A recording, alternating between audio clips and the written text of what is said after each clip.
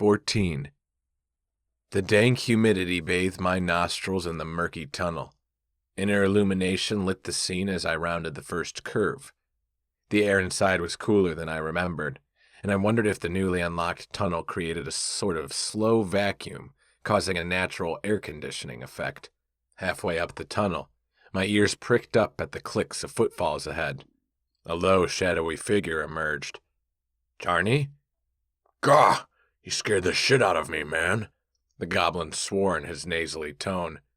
I knew the feeling. "Why are you lingering in the dark?" Raising what looked like a miniature pickaxe, he twisted it like a helicopter blade. "I came back here so I could pick my nose in peace. What do you think?" I measured my words.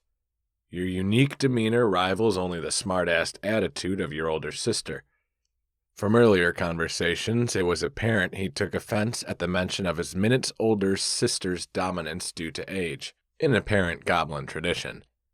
It seemed the goblin race in this game world also gave deference to the females, so he had two traditions working against him. "Yeah, screw you, buddy. Anyway, that evil He paused, as if it was his turn to measure words. "Your beloved priestess is a torturer. She had me up at the crack of ass this morning, busting up this blasted bird monument. She called it an evil apparition in the eyes of our goddess. I'm not sure why she can't teach me to use my light affinity without breaking my balls, but I digress. When you return from your little quest," he spat the word as if it stuck to his throat on the way up, "she deemed I'd chipped the stone into enough slabs that I could proceed to my next project." Reaching into the pockets of his ratty pants, he raised a rock between his thumb and forefinger. I focused on it. "Tin ore. Though not useful for heavier smithing or construction on its own, when combined with copper, tin ore can produce bronze." "Copper abounds in there, so of course the lovely priestess had me gather tin. And you want to know what the real kicker is?" I wasn't sure I did, but I nodded anyway. Master Rashan, is just warming me up for gemology.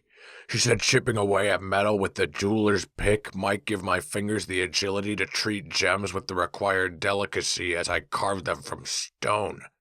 Now you tell me, what in the hinterlands of Saran does mining metal and gems have to do with learning how to wield the light? Wait, did you say hinterlands of Saran? I asked. The day I'd rescued Priya from a mini-dungeon beneath the dark wood, a demon underlord named Kame had invited me to go visit when I'd reached high enough level so we could solve our differences. "I think you're missing the point." I opened up my map and held up a finger to belay Charney's babbling. When I zoomed out, I spotted the hinterlands, about 2 days' travel to the northeast, running along the coast. Son of a bitch. I didn't realize we were that close. Huh. I refocused past the map on Charney. Okay, you were saying? "I was asking." Oh, right. Well, Charney, sometimes our teachers' mysteries are best learned in a long and slow manner. We tend to remember them better that way, no matter how perplexed we are. Any suffering you do at Rashan's hand now is likely to be memorable. Someday you might be called upon to pass it on to a student of your own. So in the meantime, I suggest you listen to the priestess because she's teaching you the same way she was taught. That means Rashan sees something in you. She's a master gemologist and a highly ranked miner. Sounds to me like you're not only gaining a spell discipline, but professional skills that could contribute to our success in the Foundation. I guess when you put it that way. He scratched the short whiskers popping out of his pointed chin, an attribute I was glad his sister didn't share. Goblin or not, she was cute as a button because she didn't look a bit like Charney. "I guess that explains why, when I told her I was eligible for inner illumination, she made it clear I was eligible when she said I was eligible." Huh? Forget it. Hey, thanks for listening to me rant. You're actually not as stupid as I thought you might be when we met. He marched past me, sucking on a swollen knuckle as he made his way down the tunnel toward daylight. You're welcome, I guess. More footsteps clicked up the tunnel behind me as Charney slithered away. Voices echoed. "Hi, Charney." A feminine voice with the familiar timbre, but not quite right. Yeah, hey. Despite the bend in the tunnel leading toward the great room, the daylight cast the shadow of my new visitor over the stone chair I faced. The unmistakable wavering of a high tail made me smile. But I saw her enter the tunnel with Priya. How did she get outside? "Hey, Decini, you and Priya ready?" The Machan before me stood a few inches shorter than my tank and enjoyed less musculature in the shoulders. She wore a loose tank and tattered shorts that fell to her knobby knees. She bowed her head. "Master Gemini." "Hey there. Sorry about that. Are you Validas?" Her head came up. Though her cheeks weren't as full as Decini's, they were rounded and high in the same fashion. "I'm honored you learned my name, Master." I crossed to her and extended my hand. "The honor is mine. I caught sight of you toiling in the field." She gently grasped the hand. "Oh, Master, I toiled not. I love working on the earth. Why, just this morning I have gained 1 point in strength, 2 in constitution, and my farming skill has raised by 5. Soon I will gain my first level." Her whole face beamed. "Your happiness is my happiness, Validas. I'd like to sit with you sometime and discuss how you'd like to progress in our new home." "Really?" Her face bloomed. "Nothing would be of higher honor to me, Master Gemini." "You can just call me Gemini." She bowed her head. "I can do no such thing. It is Solara's will that I serve the Master of the Home Instance with distinction, and I must show you the requisite respect." I sighed. "Anyway, I'm very happy to meet you." "As am I, Master," she chuckled. "Happy to meet you, I mean. Not happy to meet myself. That would be silly, wouldn't it?" "You're adorable." "Thank you, Master. I am quite sweaty also. I thought I would go to the pool in the back of the mine to cool off." "There's a pool in the back of the mine?" "Am I mistaken?" she asked.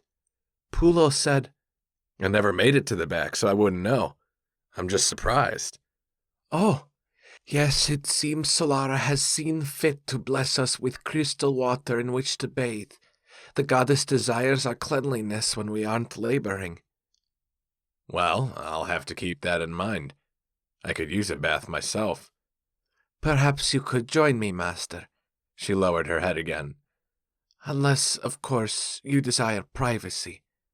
Good gods, I love this world. No privacy is the least of my concern these days. It's just that I have to create some more sweat before I take a bath. We have another instance to clear first." "Yes, Master, of course. Adventuring must be so exciting." I chuckled. It has its moments. As if they heard their names spoken, Priya, Roshan, and Decini appeared in the tunnel behind me, having come from the great room. "Speak of the devils." "Where are the devils?" Roshan raised her staff. Her casting bar filled, and an orb of golden light floated above her head. "I will leave you to your adventures if it suits you, Master," Validas said. "Okay, sure. Enjoy your bath." As she passed by, she flashed me a full smile of white teeth. "Validas." She whipped all the way around. "Yes, Master."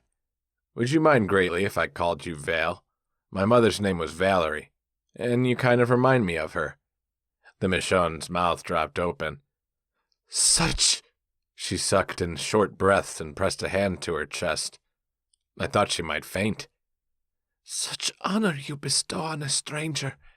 I would love nothing more than to serve you by whatever name you deem worthy, Master."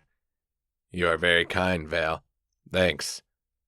With a quick nod, she turned and pranced down the tunnel with her tail wagging high.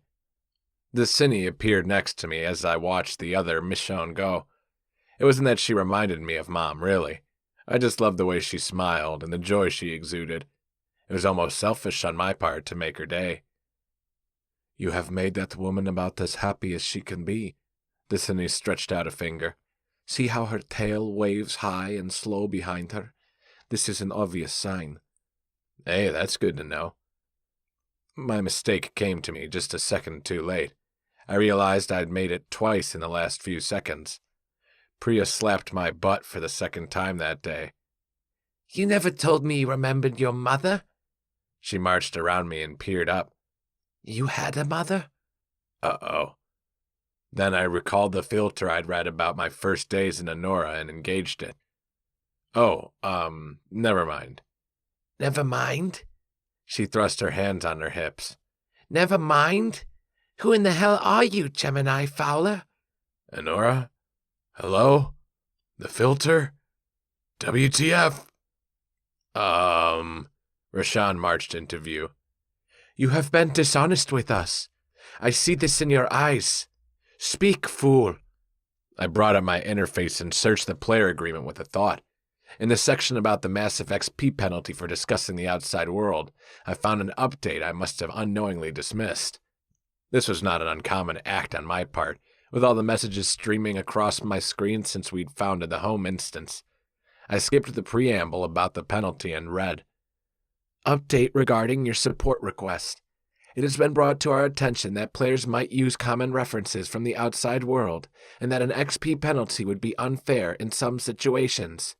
In the interest of fairness, players may now use expressions from Earth and discuss similarities they share with the citizens of Enora, as long as these discussions are limited to bound companions. Players will be responsible for creating their own narrative surrounding such disclosures, and will be responsible for any impact to their companions. The filter will still be engaged when dealing with non-companions, and the XP penalty will be applied. Exemption. As a permanent citizen of Enora, you are not required to sign off on this agreement, but will be bound to its terms. Oh, man. I did this to myself when I complained about being able to use the word Superman or something. That damned ticket I inadvertently opened with the system. He schemes, Rashan said. His eyes flicker as if seeking a lie to tell us. Master, Deseni chided, what lies have you told? Are you not a man of the light? I jerked. Priya stepped back and glared. She pointed a finger at the floor. Right now, come clean at this very moment. What have you hidden from us? I had nothing. No matter how my mind raced, I realized I wasn't as smooth as I'd always thought. When it all came down to it, I peered into their faces, and I just didn't want to lie anymore. We can talk about it later, I said. That's the best I can do. The clock is ticking. We need to clear the next instance. They glared. Priya's mouth dropped open, and then closed again. Rashan's lips pressed into a white line, and then relaxed and filled with their usual maroon color. Desini's gaze just flickered between us, her expression awash in confusion. The instance, then, Rashan said. Her tone was muted, low. The instance, Priya repeated, turning toward the instance. See you inside, Shenhua.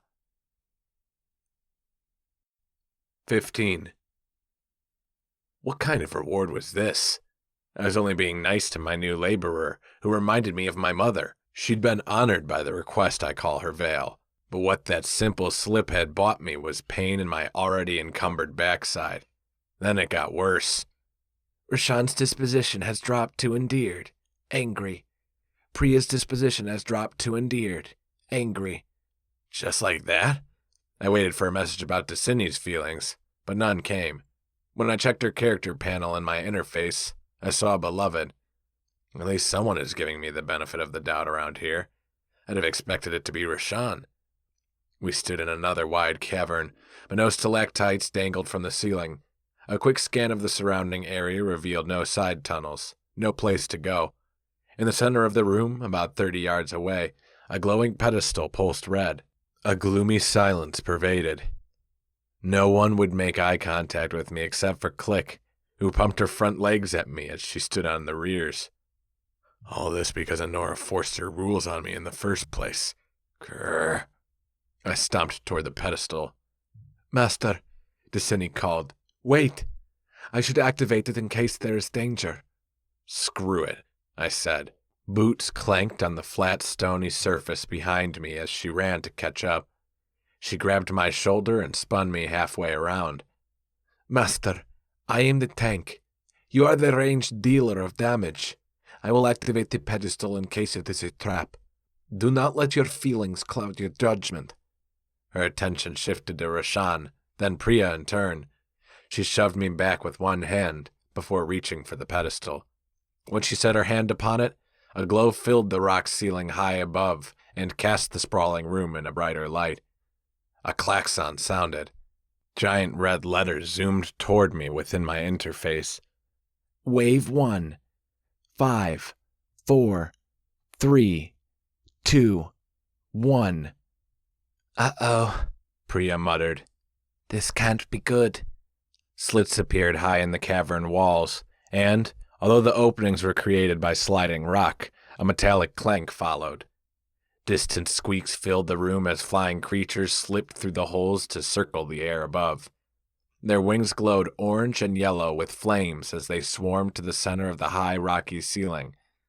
Firebat, level 18 beast, strength 3, dexterity 17, intelligence 5, wisdom 5, constitution 8, charisma 1.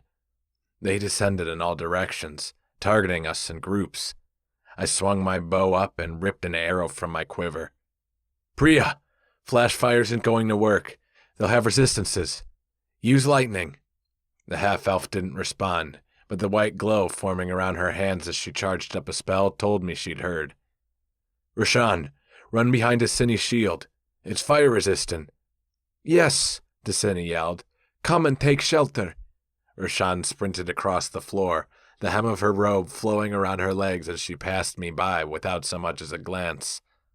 I loosed an arrow at close range, just as the first bat arrived, and though it missed, the flame-winged flying rodent behind it took the projectile right in its chest. I'd take it. You attack a firebat. Critical hit. Mortal wound. Firebat, minus 98 HP. You have defeated a firebat. 1027 XP.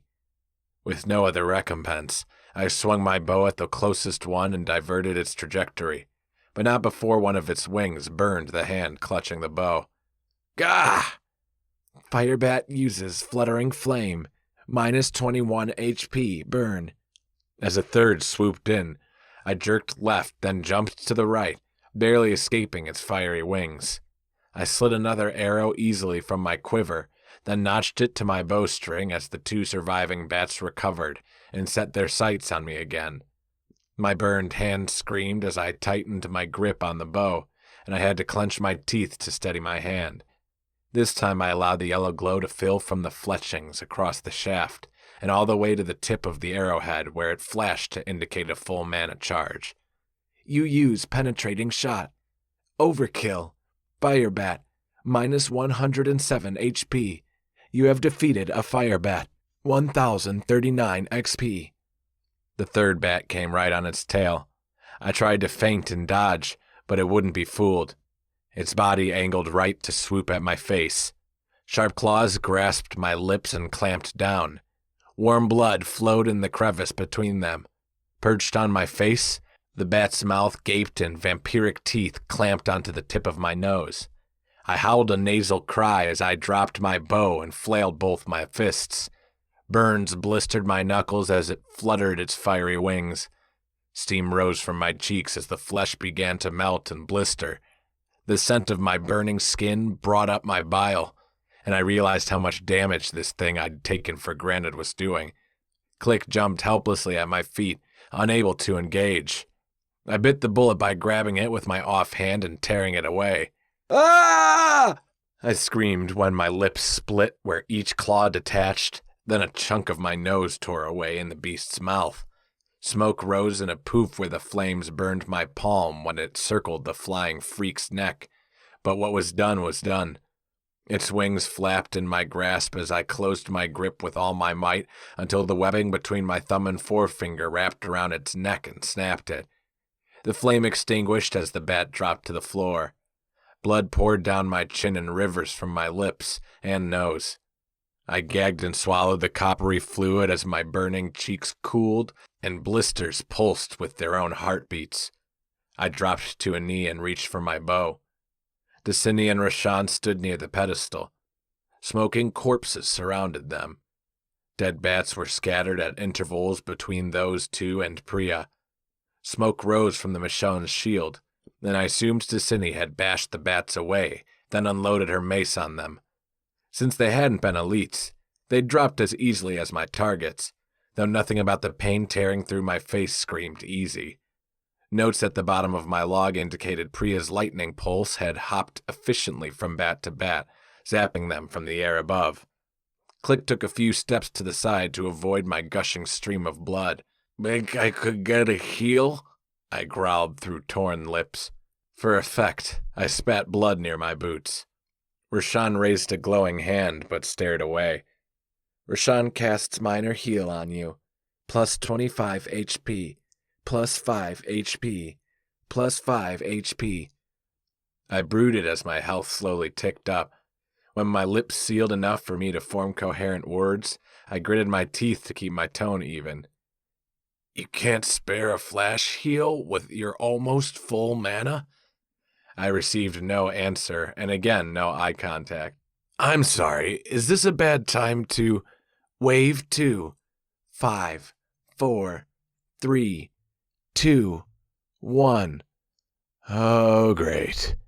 I spun, scanning the high ceiling, but a heavy thunk drew my attention to the floor. Vibrations coursed through my boots and up my feet to my ankles. In the center of the room, a rectangular section of stone about 6 feet wide dropped a few inches and clanked. Then a parallel section dropped a half-foot lower than the first. I crossed toward the hole to get a better look. The sections were forming steps, each thunk locking a new one in place as the stairway slowly spiraled into black depths below. I inched forward until the toes of my boots touched the edge of the recess. Then I peered into what might as well have been a pool of black ink. When I doubled over and squinted into the blackness, bright white ovals blinked into existence like lighthouse beacons across a night sea. I focused on a pair. Obsidian Shuck, level 19 beast. Nocturnal shadow creepers. These canine-like beasts feature thick, short teeth, and their defensive abilities include limited stealth. Strength 14, Dexterity 24, Intelligence 7, Wisdom 4, Constitution 19, Charisma 1. The eyes merged together like fireflies and bloomed as they ascended. "Need a tank!" I pointed at the highest step. "Create a bottleneck here. The rest of us can block off the sides with our—" Too late. "Shit!" I pivoted and jumped 4 long strides toward Destiny as she sped past me. When I turned, the first thick-headed, furless monster broke the plane and leapt into the light. Destiny slammed into its side with her shield. It skidded before rolling side over side. I sent an arrow toward the second beast to leap into view. The missile lodged in one massive haunch. A harsh grunt emitted from its jaws as its glowing eyes acquired me. The beast leapt forward but stumbled when it couldn't support weight on the side my missile struck. My next arrow glowed orange as I readied my attack, while a third shuck erupted from the space below. I tried to count how many pairs of eyes I'd seen down there as I released the arrow. You fire exploding shot at Obsidian Shuck. Obsidian Shuck partially dodges. Glancing blow. Obsidian Shuck, minus 47 HP, minus 2 HP, fire, 69% health remaining. It would take at least 4 more hits to bring the beast down at that rate. Long strides backward created some distance before the beast recovered and crept forward. "Click! Go! Slow it down for me!" "Bah!" Destiny screamed as a 4th shuck burst from the cellar. A purple light exploded outward in a shockwave around her, and each affected animal turned and charged my tank.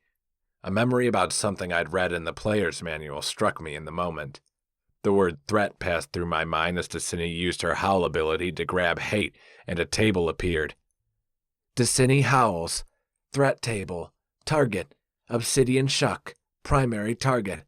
Destiny's threat level, 90%. Your threat level, 10%. Priya's threat level, 0%. Rashawn's threat level, 0%. Destiny held the full attention of the other 3 targets. Nesting the table to the bottom center of my interface, I suppressed combat log updates so I could watch the threat table in real time. An arc of white light split out of the nethers next to one of the shuck's heads and slammed into the creature as a short wall of fire exploded right on its snout. Priya's threat level on the secondary target jumped to 34%. Rashawn's ticked up to 3%. I verified that she'd scored a critical hit. Rashawn's smite, which she had no business casting this early if someone asked me, had done little damage, so it caused little anger. She'd also fired at the wrong target. Unlike my caster companions, I counted off a few seconds to let the Cine really piss off the beast before I sent another arrow. When I did fire, I picked Dicine's primary target so as not to snag aggro. My explosive shot flashed bright, then the red words "critical hit" floated above the primary target's head. "Focus on the target in front of Dicine," I shouted over the growling, the explosions, and the ching of Rashawn's smite spell. "Rashawn, save your mana for heals." Click snapped at the balls of the primary target. I cringed and looked away. A brief glance at my party interface on the left revealed a blue casting bar filling under Rashawn's avatar with the word smite beneath. Priya's spell bar filled right on its tail. They're ignoring me. The secondary target took another curling white flash, followed up by a fiery explosion. Its gaze flickered toward the casters, who stood in the center of the room with their robes billowing in the ethereal wind caused by their mana channeling. "Party chat. Gemini. I get you're pissed, but do not ignore me." They ignored me. Priya's threat level had climbed to 74%, Rashawn's to 9%, which left Dicine's at 17%. So I knew what was coming. "Party chat. Gemini. I swear if you don't listen to me, I'm going to let you fall." Priya flashed me an evil glare as she turned and sped away from Rashawn. Dicine spun around and spread her lips wide as if to scream, but then she stopped. I realized she'd planned to howl her provoking ability, but her cooldown had 5 seconds left. By the time the enemy reached the half-elf, it would be out of the Michonne's range. I turned and leveled my arrow on the encroaching shuck despite Priya's ignoring me. My hand flashed green and the arrow zipped across the distance, clipping one of the shuck's hind legs. Hopefully the Achilles clip would buy her enough time to finish it, but there were 4 other targets to consider, and I couldn't spare a moment to find out. When I turned back toward the fray, a shuck who'd jumped onto Dicine's shield soared over her back where it landed on its head and snapped its neck. That's one way to do it. 4 targets remained, including the one with low health, chasing Priya. I spared it a glance as the sound of icy pellets filled my ears. The caster stood near the far wall, almost half a football field away, channeling her ice storm spell, slowing its progress as Rashawn readied another smite. They were so off script, I was about to stroke out over it. It was one thing to be mad. It was another to break every strategy Giles and I had taught them in Defiance. I would bathe them in verbal hellfire when we were finished here. Better yet, I'd let Giles do it. They managed to drop the obsidian shuck attacking Priya, but the lack of support on Dicine's primary target had left me as the lone damage dealer and drained my mana to near nothing by the time we brought another down and turned our attention to the remaining 2. When Dicine turned to slam her shield into the black mug of the next target, Click acted according to script and ran up its back, lowered the fleshy covers from her spikes, and somersaulted. The responsive yip from the dog-like demon came off more like a growl of desperation. Click wiggled her back to shimmy in the needles good and deep. The recollection of those cactus-like pricks burrowing into my own arm my first day in the dark wood sent a spiraling shiver of snakes down my spine. The shuck bucked like a bronco as it pulled away from our tank, so I used the distraction to switch targets. I fired uncharged arrows until Priya and Rashawn rejoined the fight, blasting fire spells and cutting the air with smite arcs until we could all team up and bring down the final bucking beast. The breath in my lungs came shallow as I took a knee to recharge. I had words for the transgressors in our group, but I needed to catch my breath. Final challenge. 5, 4. I checked the party frame. You are both... Kneel and drink a freaking potion. 3, 2. Potions appeared in their hands. They popped corks and drank. They remained standing. I crossed my fingers mentally and hoped it'd be enough. 1. Rocks exploded out of the wall behind us and beyond the pedestal, revealing a high and wide gap. The stairs to the cellar clanked until the floor was flat again. 2 thick hands, 6 feet off the ground but with mass equaling half my body, gripped the outside walls of stone. Tiny boulders rolled across the floor, then rumbled to a stop. Oh, what the fuck now? When the creature stepped through the hold, I almost wished I hadn't asked. Stone Golem, level 21, elite. Strength, 30. Dexterity, 9. Intelligence, 5. Wisdom, 5. Constitution, 25. Charisma, 1. High strength, high constitution, I warned. Roger, master, Destiny yelled, using the military affirmative she'd heard me use. Come forth, you rock-headed monster of great fuckery, and let us see who— The rest was lost in my amusement over her use of the word fuckery. Destiny sprinted across the stone floor. She cut a narrow berth around the pedestal as she closed the distance between herself and the golem in a blur of speed. When she entered the range of her charge ability, she catapulted forth, slamming her shield into the rock golem's hip. Then she fell hard on her ass. Destiny uses charge on stone golem. Resisted. Destiny, -5 HP. Considering we'd had almost no time to recover between battles, my mana sat at 21%. I'd given our mana potions to the casters that morning, and although both had drained them, Rashawn's pool was all but exhausted. Priya's was somehow near half. Since I'd wanted to talk to Destiny about her options and help her practice new abilities that fed off a new pool before fighting in instances, we hadn't chosen her advanced combat profession yet. This left her anchored to her stamina pool. Her chest rose and fell in rapid bursts of breath as she pushed herself to her feet. Destiny grabbed the golem's aggro with a punch of her sword. I readied an exploding shot and let loose, but in my exhausted state, the arrow flew wide. In a small stroke of luck, it exploded on the rock wall behind the golem, which caused shards to blow away from the surface and caused minor damage to the back of its neck. The scattered rubble on the floor made for perilous movement during combat if one wasn't paying attention, so I lowered my eyes as I closed the distance to the golem. Maybe being nearer would increase my accuracy. After all, most of the mechanics in Enora followed some semblance of Earth's physics. But focusing on the floor when I should have been facing my target forced a mistake. When the golem's health dropped to 85%, it prepared a special attack. Although I caught the filling meter beneath its name as I jogged up the incline built of flat rocks, the malaise caused by my low stamina slowed my thoughts, and I didn't pay adequate attention until it was too late. While the threat table showed Destiny holding the hatred of the single target, as I would have expected, the special ability called for the golem to pick a random target. At least, I assumed it was random, for a brutal attack. A shower of rocky debris rained down from above its massive form as the golem slammed its fist into the ceiling overhead, ripped out a boulder, and hurled it at me. It was then that I set my feet and raised my head again, to find the huge orangish-gray mass blotting out the cavern ahead. I raised my arms to block the incoming missile. My bones snapped when the boulder slammed into my torso before exploding into smaller projectiles.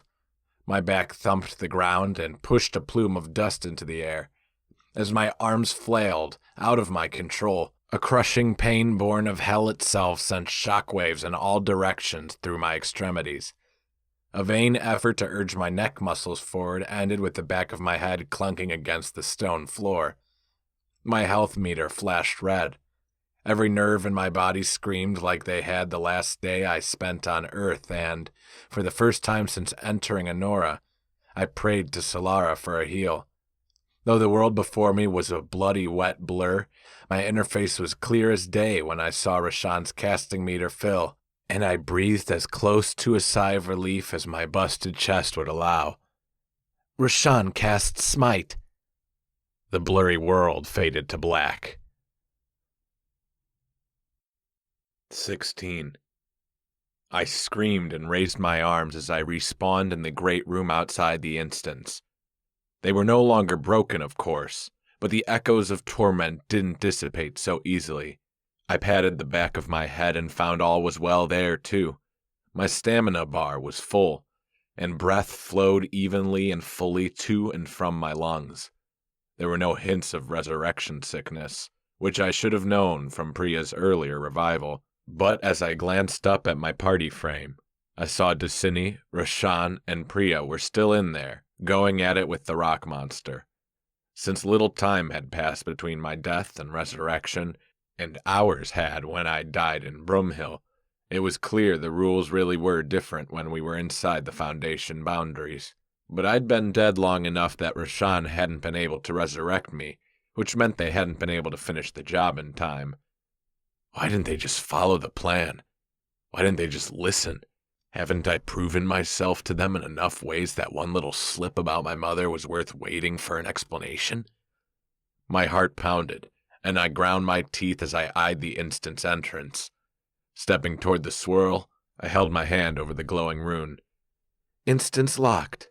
You may not enter the instance while your party remains in combat. I eyed my XP bar and clenched my molars harder. Only an inch from level 20. 1 inch from being able to choose a combat specialty. Dasini and I would be able to choose together. At least she had proven loyal and patient, which was more than I could say for the other two. I threw my hand over the rune again, but nothing happened. A message popped on my screen as my party interface seemed to freeze in time. This Foundation challenge has been cleared. A new resource will become available in 30 seconds. No! My voice reverberated in the great room. Those temperamental...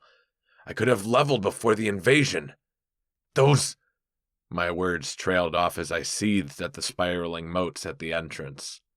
Cool it, Fowler. Maybe when they exit, the AI will reward the XP like it did last time. But considering the circumstances, I didn't want to be here when they came out rejoicing at their victory. I couldn't be sure my tongue would spare them the venomous words spiraling through my brain. I swiveled my head toward the tunnel, leading out of the instance, and marched into the daylight. Rage ran hot in my veins while my temples throbbed violently. I didn't even bother raising my hands against the deep orange sun setting in the northwest.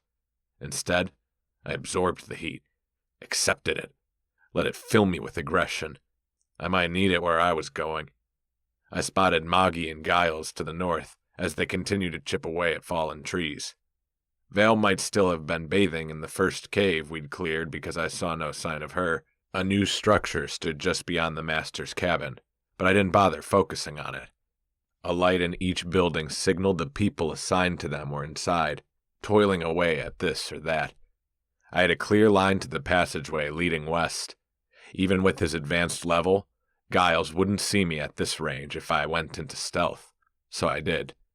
He'd insisted on following, even if I declined, and I didn't want company. The long stretch of land between the high cliffs on either side dragged on as my heat rose. Though I huffed with rage, my stamina was nearly full. When I came to the twirling motes of light forming the exit from the Foundation instance, I stopped and glared into the rolling green hills beyond. Others in my group stepped around the magic doorway when they scouted the surrounding area. Doing so wouldn't take me outside, where a group of bounty hunters waited for the timer to signal the end of the grace period before they could enter. I ripped my daggers from their sheaths and held them up, staring at the silvery edges of the long blades.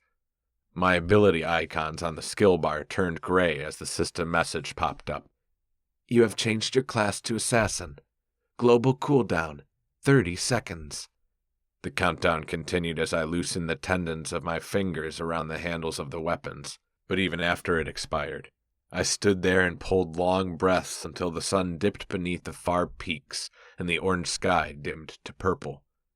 Before long, shouting voices echoed up the pass behind me. I promoted Giles to the leadership role of both Standard and Foundation instance party chats, then left the party so none of the shouters would chat me up while I was busy. Now, it was time. 17.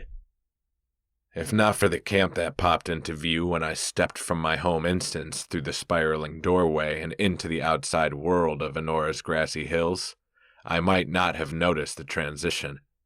The grassy hills outside were but rolling shadows. Clouds covered the low moons and cast a blanket of shade over the hunched figures sitting around a high campfire. A few stood away from the rest, on opposite sides of the makeshift camp. With the rocky pass behind me, I crouched to increase the viability of my stealth skill. The appearance of Probert Mulk meant they nominated a leader to speak for them. As I moved into a wide circle around the camp, like a golfer eyeing a long putt from all angles, I understood why. He was their adventurer, their highest level, and from what I saw, their best equipped. Giles had posited the group was composed of farmers and laborers recruited to help Mulk bring in a high bounty on the troublemakers who'd not only killed the governor's men and stole his horses, but killed a blood relative.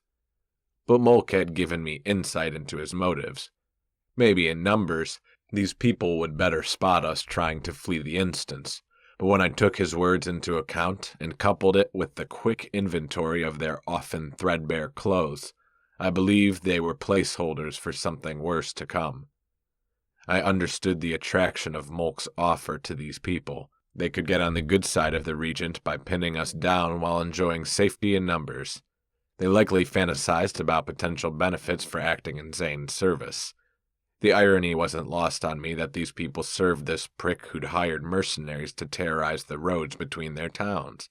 By ending the reign of the renegade Blackbard and his merry group of bandits, I'd earned some reputation with the people of Warrington.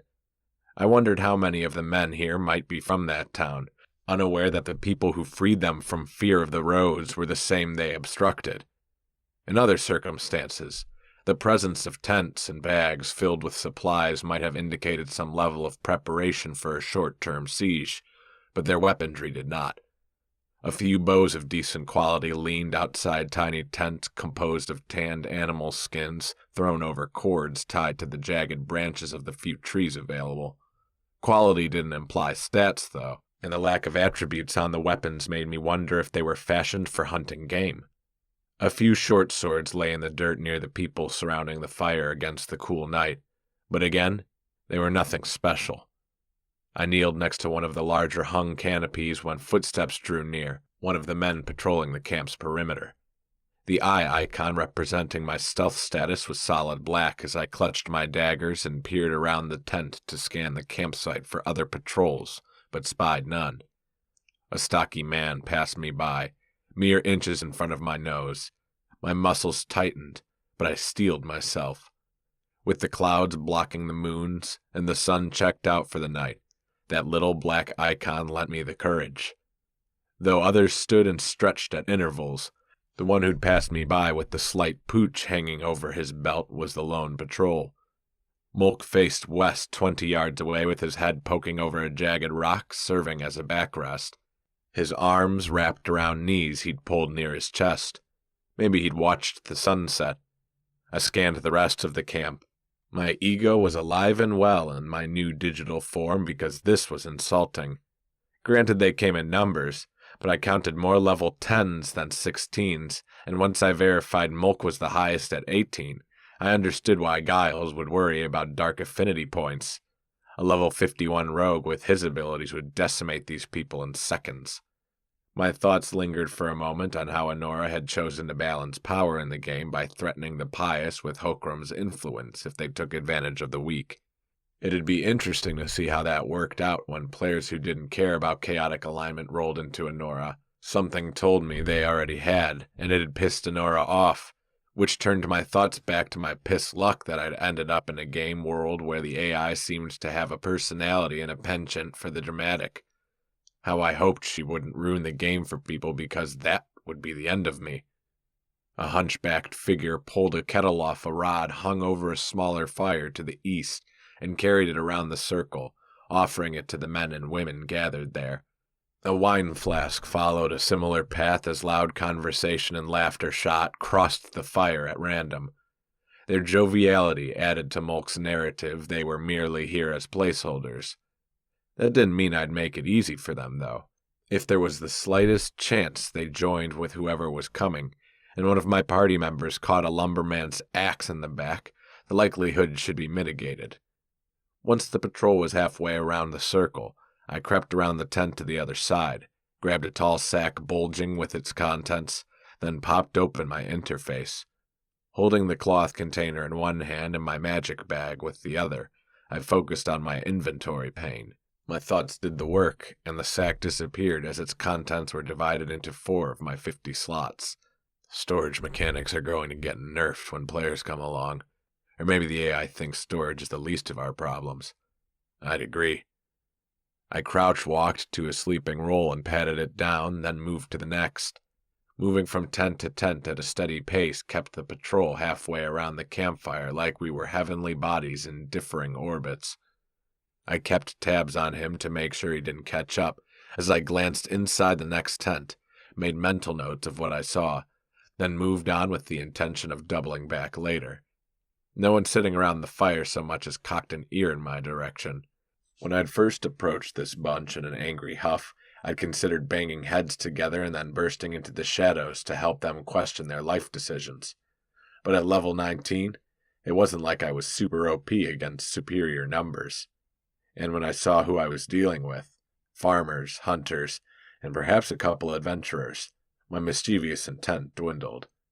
As much as I tried to rationalize the situation by telling myself they were the ones bringing the trouble, faulting them for trying to better their station was stupid. Mulk trying to help an ailing family member was understandable. When my bag was full, I circled to the instance, then stepped inside. I took about 10's time to inspect any of it. If I wanted to clean them out and send them packing on the chance they'd be in on the raid, it was crucial I got back out there before anyone noticed missing possessions. It was still early enough in the evening I wasn't too concerned about people heading for their bedrolls. After one final lap spent swiping their possessions, I kneeled beside the tent closest to the instance portal and waited for the patroller to pass. The fire crackled and popped as orange embers flurried into the air. Laughter broke out. The old lady returned the kettle to the smaller fire. A loud belch caused a few chuckles. The stout patrolman stepped in front of me, and my stealth meter blinked. His head swiveled in my direction, thick eyebrows furrowed, wrinkling his forehead. My mystical shroud broke, and I emerged into his sightline. In a flurry of thoughts, powered by a tabletop gamer's logic, I immediately understood what had happened. A mathematical algorithm equating to a 20-sided die roll had been cast by the AI to check if the lower-level patroller would detect me, and he'd rolled a 20. His mouth gaped to warn his brethren, so I slammed my dagger through the soft spot under his chin and buried it to the hilt. Blood splattered onto my white-knuckled fist as I clutched his deerskin coat with my other hand. Then I released my grip so the dagger lingered in the wound while I dragged him with both hands into the tent. The thunk, thunk, thunk inside my head seemed loud enough for all to hear as my heart pumped against my ribs. The patrolman quaked furiously, and I pinned my hands to his chest to keep him still. If anyone around the fire had so much as glanced in our direction, I was screwed. "Sorry, dude," I whispered harshly. "Sorry." A final gasp of vibrating air escaped his lungs. Then he was still. My knees cut impressions in his arms as I scrambled across his thick frame, then out the back of the tent. A quick glance over my shoulder revealed no motion, as the relief filling my chest conflicted with the regret of having killed what might have been a farmer. A golden aura surrounded my body. Oh no. Gods, no. My arms swung out to either side of their own accord. My feet levitated 2 feet off the ground. Then an explosion of light shot out in all directions as a massive 3D 20 zipped to the center of my interface before shooting off into the distance. Faces washed in the orange light of the well-fed campfire turned. Fingers jutted toward me. I knew from experience they hadn't seen the golden light because they weren't in my party, but that made things worse. Now I was a strange humanoid form levitating off the ground in the darkness. "Demon!" a voice called out. I'd become acquainted enough with how to jump into stealth mode without having to focus on the ability in my interface, but when I conjured the activating thought, Nothing happened. So I swept aside the flurry of system notification icons that filled my field of vision while waiting for my feet to return to the grass beneath me. A man shot up. He grabbed a spear and screamed a battle cry. People hustled. People bustled. Weapons clanked. Orders echoed. No sooner had my boots grazed the ground than I lit out like I was being chased by the police. I sped toward the instance, shadow merge forgotten as my adrenals hit overdrive. When I reached the magical door, I considered ripping off my bow and knocking an arrow to ward any chasers away, but it would have changed my class to woodsman and put me on a global abilities cooldown. If there was any good to come of all my current predicaments, it was that I was thinking like a gamer again. Although I ridiculously wanted to apologize, I opted to spout a warning. "You're down to 19 and a cook. Just go home and leave us be." It seemed to have no effect. "We don't want to hurt you. Go in peace." I stepped into the instance. "You may not transition into your home instance while in combat." Uh-oh. Men and women alike charged at me, roaring with contempt. Since I didn't want to throw my daggers or hurt anyone else, I shrugged my bow off my shoulder, hoping an Achilles clip to slow one of the pursuers might deter the rest from charging like a crazed bunch of zombies. "You have changed your class to woodsman. Global abilities cooldown, 30 seconds. But now I'd have to kite them until the cooldown was up.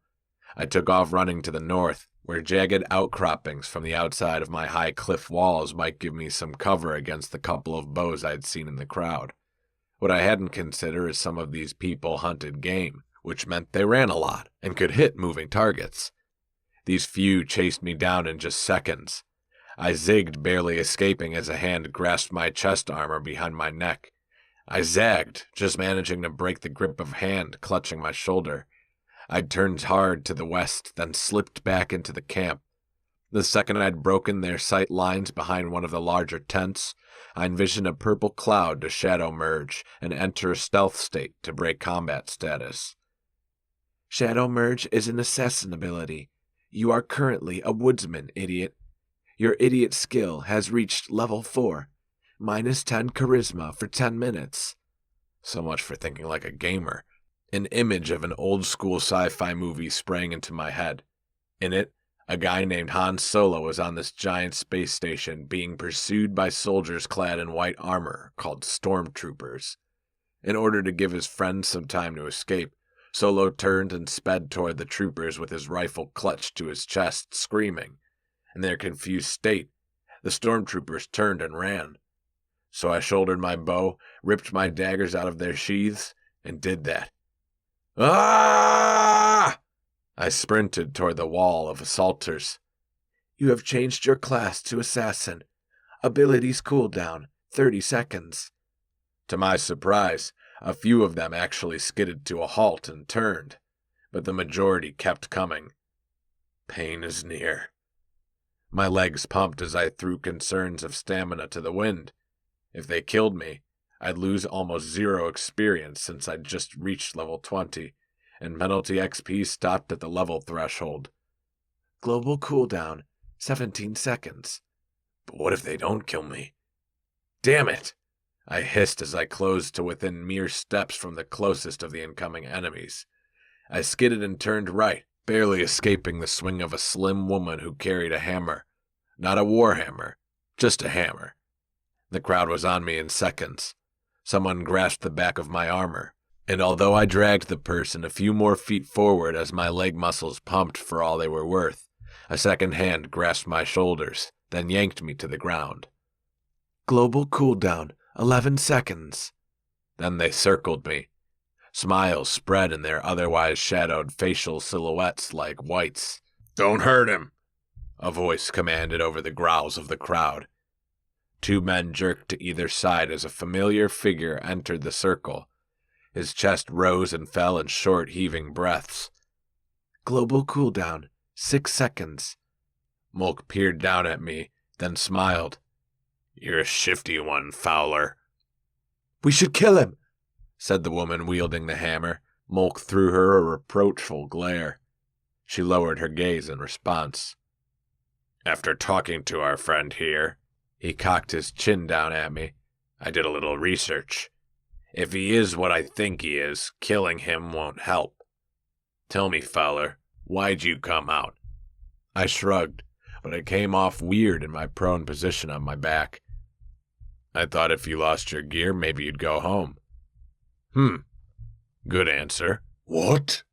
Asked a burly man in homespun holding some kind of rake. You gonna kiss him now? He killed Arnold.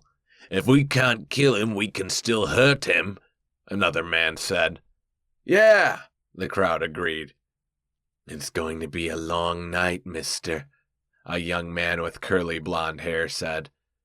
Hands reached down for me. Leave him be, Mulk ordered. We're not animals. They ignored him as they clutched my armor. A voice came from someone whose face I couldn't see. Speak for yourself. I like Donald. Just as the hands fell on me, a system message popped up. You are now an assassin. I pinched my lips with regret and eyed Mulk. Sorry about your man. Then I swept away their hands and vanished.